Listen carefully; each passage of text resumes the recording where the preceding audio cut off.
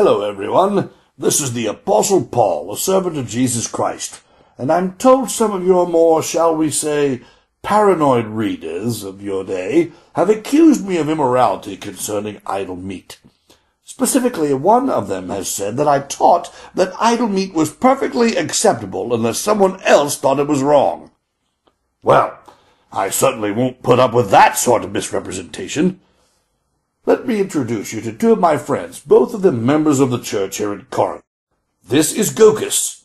He does not believe it is right to eat idol meat under any circumstances, because, after all, it has been sacrificed to a pagan god.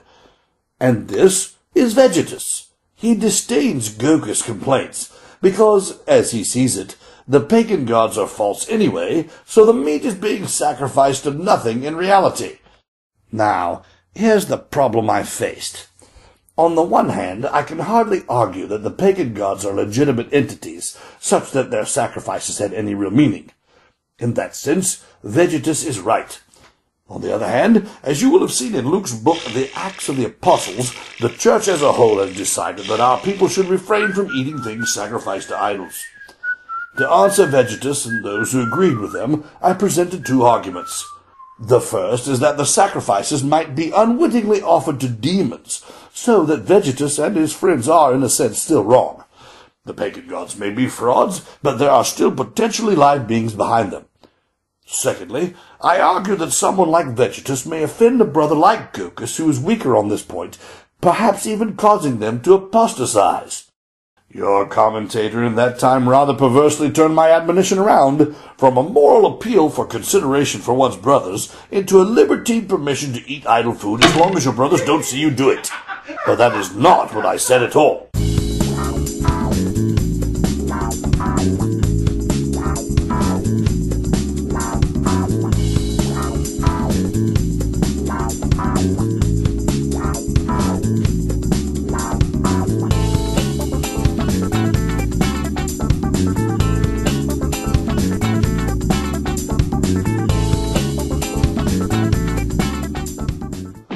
Now then, let me deal with another thing I wrote, upon which your commentator also errs.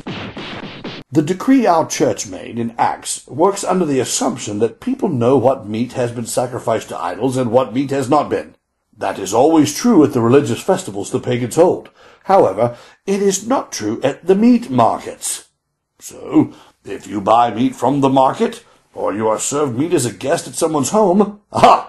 You have no idea whether what you're eating has been sacrificed to idols or not. You see? It is in this light that my instructions are clear. The Christian is free to eat what is found at the market or at a guest table, unless and until they are informed that it has been sacrificed to idols, which is only sensible after all, for the food itself has no idolatrous properties. It is the knowledge of the sacrifice that instills those properties.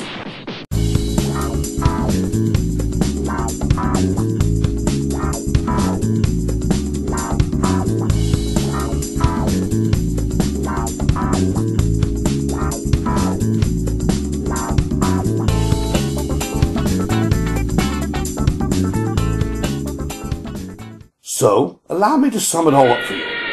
In the market, there simply was almost no way to tell what had and had not been offered in sacrifice to idols. Items were hardly put into bins marked, "Sacrifice to Zeus today."